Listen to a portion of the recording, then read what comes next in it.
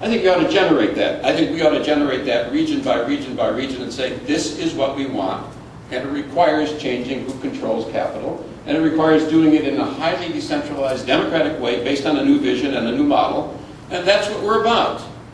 Come along. We don't believe it's right for people with all the wealth to control everything and the corporations and Wall Street. We believe there is a positive way forward, and as the decay deepens, and as the disillusionment grows, and as the problems increase that are not solved, there may be more and more people who begin to say, this is the direction we go. Now, you can put that in different terms. I'm talking about ideological reconstruction and the building of a different vision and the building of a different theory of change. So, lastly, to that point, I think I'm running out of time, but lastly to that point, I can put this in academic terms, and I won't. But what we're talking about here is the following. In an unusual corporate capitalist system, with large-scale, radical scale compared with most others, and the capacity to play off the game in the Madisonian fashion, and in a system that does not collapse. The government was 10 or 11% of the GDP in 1929. It is now about 30%. There's a floor under the big collapse. It decays and bounces and pain. There's a lot of pain, but you don't get a classic Marxist crisis, probably. And if you did, it would go to the right, not the left. In that kind of context, stalemate, decay, not collapse, and no solution of problems and growing insecurity and great pain, that is a system which is neither revolutionary in the classic sense, nor is it reform-oriented. And by reform, I mean liberal, progressive reform, accepting the corporate banking system and trying to regulate it. It is open, I suggest, to a possibility that I'll call evolutionary reconstruction.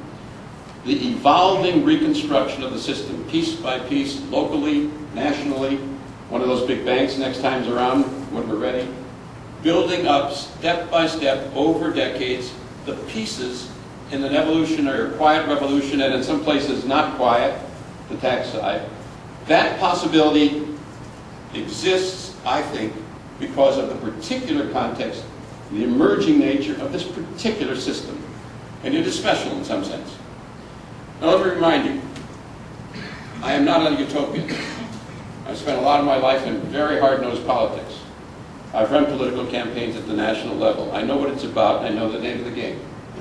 I'm suggesting to you that in the particular circumstances of this particular country, at this particular time in history, there is a genuine, limited, but real possibility, listen to this language and struggle with it, of this generation establishing the foundations for the possibility of an ultimate period of great change.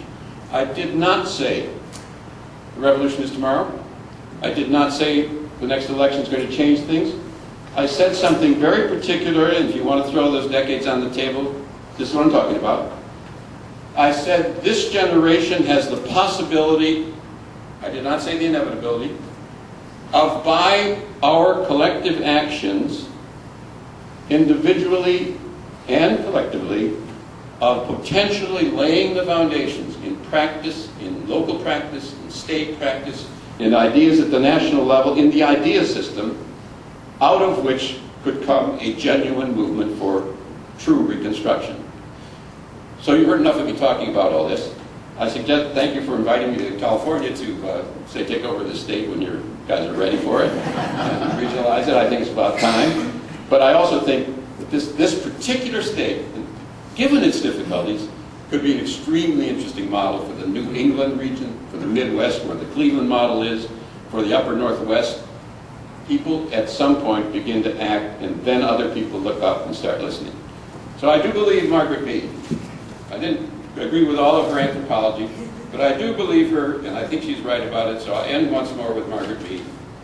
Never doubt that a small group of thoughtful, committed citizens will change the world.